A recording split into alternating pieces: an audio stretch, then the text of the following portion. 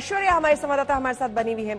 ऐश्वर्या, जो लोग यहाँ पर है, देखिए अर्पिता ने जो तस्वीरें दिखाई वो थोड़ी सी चुनावी है, क्योंकि जाहिर सी बात है चुनाव आने वाले हैं, उसके मद्देनजर वहां पर लोगों को बुलाया गया है, प्रधानमंत्री भी आने वाले हैं। लेकिन आप के पीछे हम देख रहे हैं कुछ सांस्कृतिक झलकियां हमें दिख रही हैं, जरा दिखाएं वहां पर किस तरह के रंग देखने को मिल रहे हैं।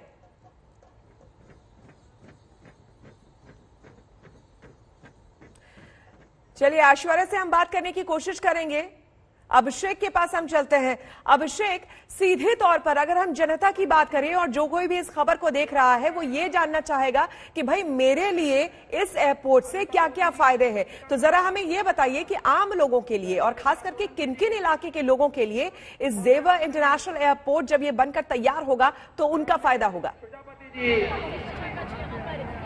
जी देखिए श्वेता, जो बहुत बड़ा लोड है इस वक्त इंदिरा गांधी इंटरनेशनल एयरपोर्ट पर, उसको ये शेयर करेगा पूरा पश्चिमी उत्तर प्रदेश का इलाका, साथ ही हरियाणा से इसका कनेक्शन हो रहा है। जो दिल्ली मुंबई हाईवे बन रहा है उससे इसको जोड़ा जा रहा है, जिससे कि हरियाणा के जो फरीदाबाद और बल्लभगढ़ के इलाके के रहने वाले लोग हैं, बहुत बड़ी पॉपुलेशन वहाँ रहती है, उनके लिए भी ये एयरपोर्ट बहुत ज्यादा करीब हो जाएगा। इंटरनेशनल एयरपोर्ट करीब होने का सीधा फायदा आगरा, मथुरा, वृंदावन के लोगों को मिलेगा श्वेता, क्योंकि जो टूरिज्म काफी देर लगता है जिन टूरिस्ट को आईजीआई से यहाँ तक पहुंचने में, उनका रास्ता महज 1 से 1.5 घंटे का रह जाएगा।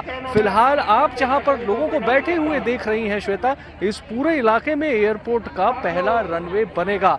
आपको एक और बात बताएं कि लोगों का जो इसमें इंटरेस्ट है सबसे ज्यादा, वो इस बात से भी है कि जो प्रधानमंत्री नरेंद्र मोदी ग्रीन पुश की बात कहते हैं, जो कहते हैं कि हमें क्लाइमेट चेंज से लड़ना है, ये एयरपोर्ट एक state of the art airport होगा, जिसमें कि जीरो एमिशन एयरपोर्ट का इरादा लेकर के लोग उतरेंगे। जीरो एमिशन यानी कि सोलर पैनल से ही सारी पावर दी जाएगी। सोलर पावर को जनरेट करने के लिए ये जो इलाका जहां आप लोग बैठे हुए दिख रहे हैं, इसमें सोलर पार्क बनेगा, सोलर पैनल्स लगाए जाएंगे, जो बिल्डिंग्स होंगी उनके छत पे सोलर पैनल्स लगाए जाएंगे। इसके साथ ही साथ में जो यमुना एक्सप्रेसवे, जो सबसे करीबी इसका एक्सप्रेसवे है, जिससे इसकी मुख्य कनेक्टिविटी है श्वेता, उसको स्पेशली इलेक्ट्रिक व्हीकल्स के कंपैटिबल बनाया जा रहा है, जिससे कि इलेक्ट्रिक व्हीकल्स उससे आराम से गुजर सके। चार्जिंग पॉइंट्स, बैटरी चेंज करने की व्यवस्था, और ये देश का पहला एक ऐसा कॉरिडोर बन जाएगा जो वाकई में ग्रीन कॉरिडोर होगा। सिर्फ एयरपोर्ट ही जीरो एमिशन नहीं होगा, जो इलेक्ट्रिक व्हीकल्स हैं उनको उस रास्ते से आने के लिए कोई दुविधा नहीं होगी। श्वेता, तो लगातार हमारे संवाददाता बने हुए हैं और हमें अलग अलग जगहों से जानकारी दे रहे हैं। शिवांगी ठाकुर हमारे साथ जुड़ गई हैं। शिवांगी, अगर आप मुझे सुन पा रही हैं, शायद वहां भी कुछ टेक्निकल फॉल्ट है, शिवांगी मुझे सुन नहीं पा रही है, तो इसलिए वापस हम अर्पिता के पास चलते हैं। अर्पिता, देखिए ये हम भी समझ रहे हैं और विपक्ष जो है खास करके वो आरोप लगा रहा है कि पहले पूर्वी उत्तर प्रदेश, वहां पर प्रधानमंत्री ने बहुत सी सौगातें दी और अब पश्चिमी उत्तर प्रदेश को साधने की ये कोशिश है, और उसी क्रम में आज यहां पर जेवर एयरपोर्ट का शिलान्यास यहां पर हो रहा है। साथ ही साथ कृषि कानून वापस होने के बाद से कहीं ना कहीं अब ये कई चीजें, देखिए फिल्म सिटी, जेवर एयरपोर्ट, कृषि कानून वापसी, इससे बीजेपी को कहीं ना कहीं लगने लगा है कि उत्तर प्रदेश में वापस आने का जो उनका सपना है फिर से एक बार, उसमें सरलता उनको हासिल होगी, आसानी होगा। बिल्कुल, देखिए पश्चिम यूपी का जिक्र आप कर रही हैं श्वेता, तो यहाँ एक बात कही जाती है कि उत्तर प्रदेश में सूर्योदय जो है वो पश्चिम से ही होता है, यानी पश्चिम यूपी, जहाँ पर इस वक्त जेवर एयरपोर्ट के भूमि पूजन के लिए प्रधानमंत्री नरेंद्र मोदी पहुंचने वाले हैं। इस बात से भी इसको समझना होगा। 110 सीटें देखिए यहाँ पर हैं।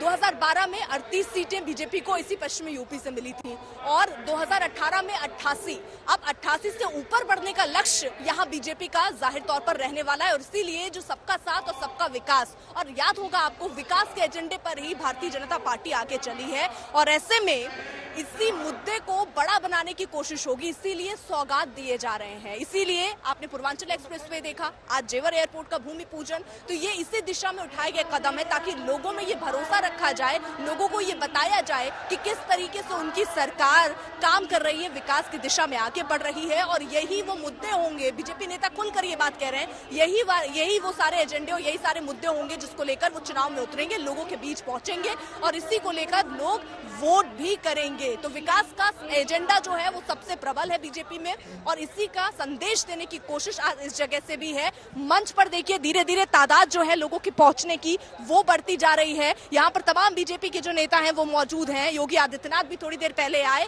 और अभी वो गए हैं, और थोड़ी देर में प्रधानमंत्री नरेंद्र मोदी के साथ वो वापस से इस मंच की शोभा बढ़ाएंगे। और आप देखिए प्रधानमंत्री नरेंद्र मोदी ने एक बार एक रैली में जिक्र किया था, वो शायद आपके जहन में भी याद आ रहा होगा श्वेता। उन्होंने कहा था कि हवाई चप्पल वाला जो शख्स है, जो हवाई चप्पल में घूम रहा है, मैं ये विकास का एजेंडा लेकर चलना चाहता हूं, मैं विकास उस दिशा में चाहता हूं कि वो हवाई चप्पल वाला शख्स भी हवाई जहाज में बैठे। तो आज कुछ वही होता हुआ, आज एक नींव पड़ती हुई और भूमि पूजन प्रधानमंत्री नरेंद्र मोदी के करकमलों से होनी है।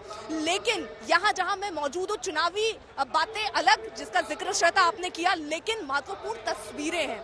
आपने कहा बहुत सारे कार्यकर्ता पहुंचे होंगे, मैं कार्यकर्ताओं के बीच में भी पहुंची, मैं लोगों के बीच में भी पहुंची, यहाँ महिलाओं के बीच में पहुंची। बहुत सारी महिलाएं ऐसी हैं जो कार्यकर्ता नहीं है, जो आसपास स्थानीय महिलाएं हैं वो पहुंची हैं, और वो इस बात से बहुत खुश हैं। वो अपनी बात कह रही है कि विकास की बात प्रधानमंत्री नरेंद्र मोदी कहते हैं, और उस जगह पर ये इलाका, यहाँ पर जब एयरपोर्ट खुलेगा तो वो भी समझ रहे हैं, स्थानीय लोग भी समझ रहे हैं कि कितना फायदा उनको होना है, रोजगार के लिहाज से, आर्थिक रूप से कितने मजबूत होंगे। और इसीलिए वो महिलाएं भी बेहद उत्साहित है, जो सुबह 4 बजे से श्वेता 4 बजे से यहाँ बैठी है। उनसे हमने बात भी की थी।